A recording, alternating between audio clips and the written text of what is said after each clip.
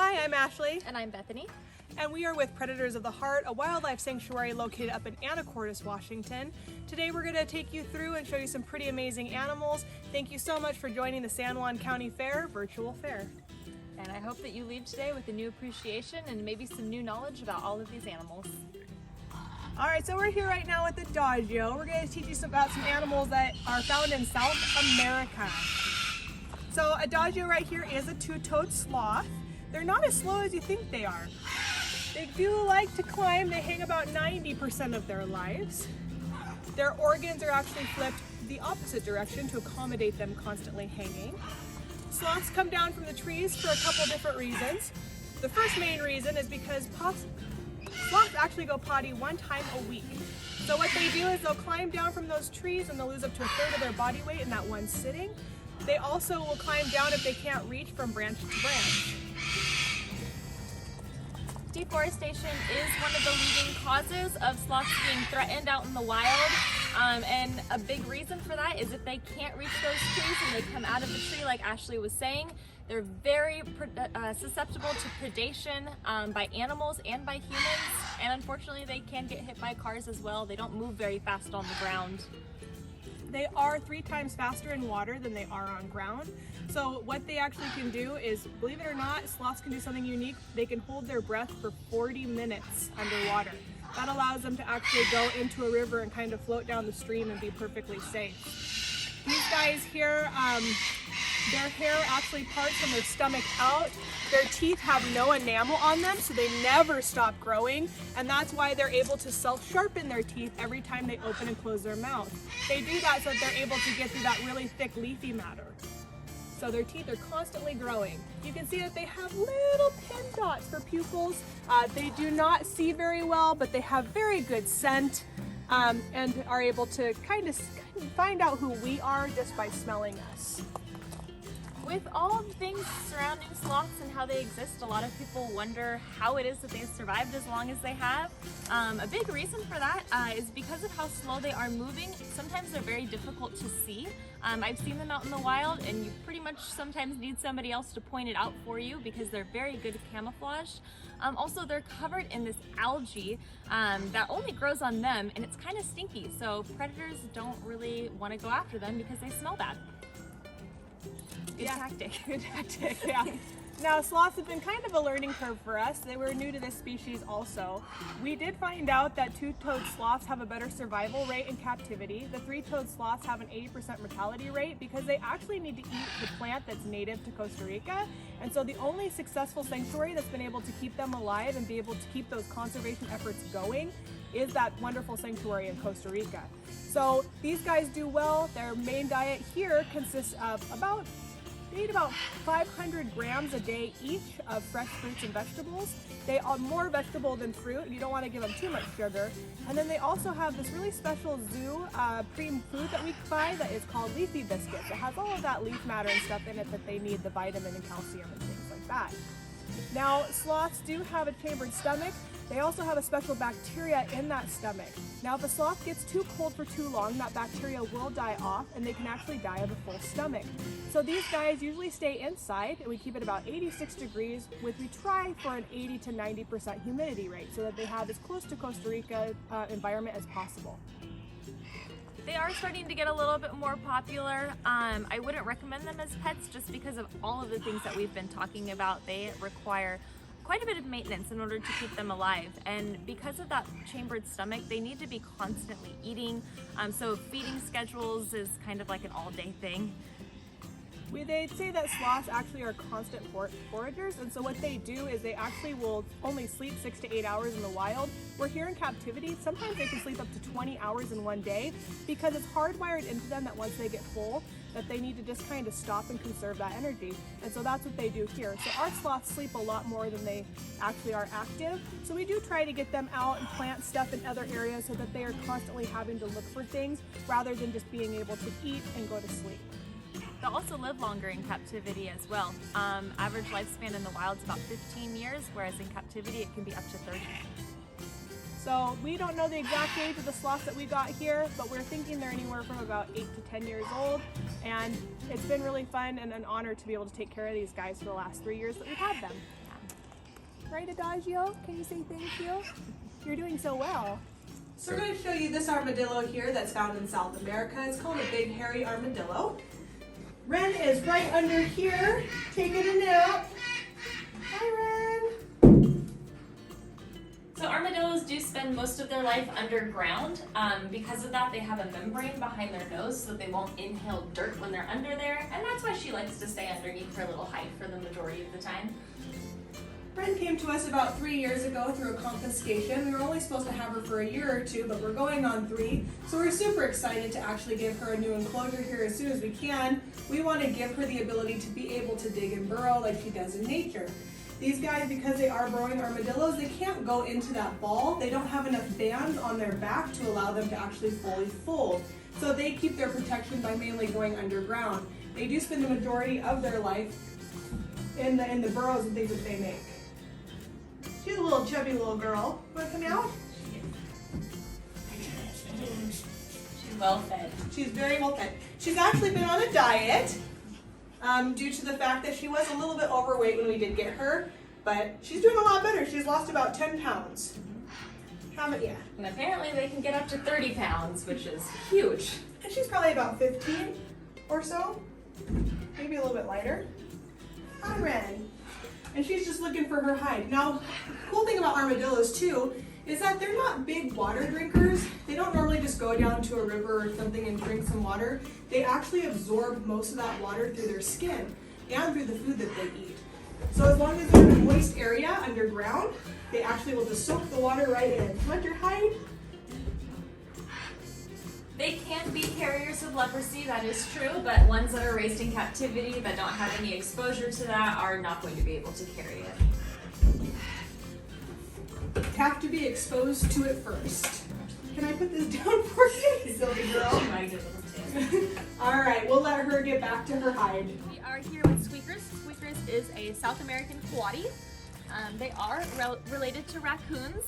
Sometimes they can have some similar temperaments to raccoons. As you can see, he loves eggs. Primary diet out in the wild, it's going to be a lot of fruit, but they also do eat insects and small mammals. They will eat eggs if they can get their hands on them. They're usually not hard-boiled though when they find them out in the wild. Hard-boiled eggs are one of his favorite treats that he does get here at Predators of the Heart. We try to give him some fruit that is native to his land. He does love his ripe bananas, but they have to be overripe or he will not eat them.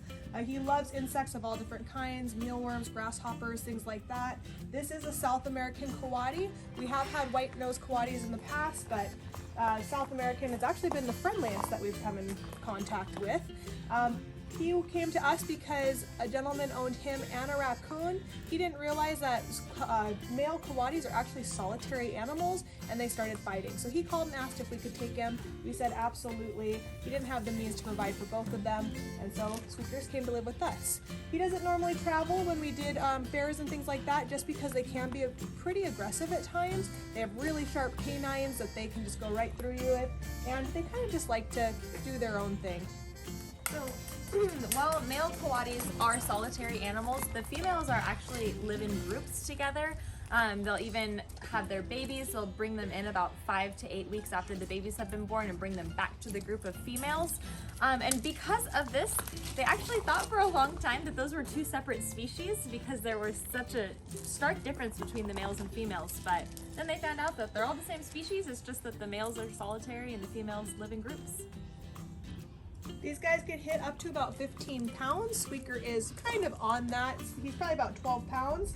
And he will start getting, actually, believe it or not, somewhat of a winter coat in because he's actually had to acclimate to his surroundings. We do have to have a nice warm area for him in the winter because he is from South America, but he's been a really good guy. He's very sweet. We actually can all go in there and he'll jump on your shoulders. The problem is just getting him off, so that's why we're standing out here today. And he's a little bit hungry. They are food aggressive animals, so we don't want to be in there when feeding. Got a big personality, definitely very particular about his blankets, so we just drape blankets over the branches in here so he can organize it the way he likes it in his box. And he does like to be high up in the trees, and that's why his box is very high up in his enclosure. So this is Kinky. Kinky is a kinkajou. These guys are actually related to raccoons. If you look at them, they kind of look like a monkey cross between Yoda. Pretty sweet animals. One thing about these guys that you sort of need to be careful about is they do have a bacteria in their saliva. So if you do get bit by one, it's pretty important to go to the doctor and get on some antibiotics because it does cause infections. Kingella porta. Kingella porta is the name. These guys have a prehensile tail, so they will actually wrap their tails around things and they can hang from their tails, which is pretty neat. They are nocturnal animals, so you don't normally see them in the daytime. That is why they have these big eyes so they can take in as much light as possible. I actually woke him up when I came in here. He heard me and he wanted to come out and check it out. I'm always very cautious with these guys because loud noises and things can startle them, and when that happens, they can actually get pretty aggressive. But yeah, we have him here, and we also do have a female. Her name is Arya. I think that she's hiding in a separate box. But yeah, these two live together, and they're pretty friendly with each other, which is really good. He like shifts his little claws. Yeah, I was talking about you. How you doing? So this is Salvador. He is a giant anteater. These guys are found in South America. They have a tongue that is about 2.5 foot long. They can come in and out of their mouth 2 times a second. That's 120 times a minute. They can eat up to 80,000 termites in one sitting. Hi, buddy. How are you?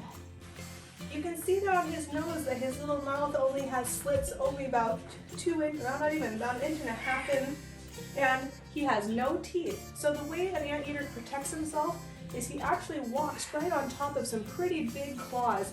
He's gonna spin around because he is nocturnal, so it's kind of his sleepy time.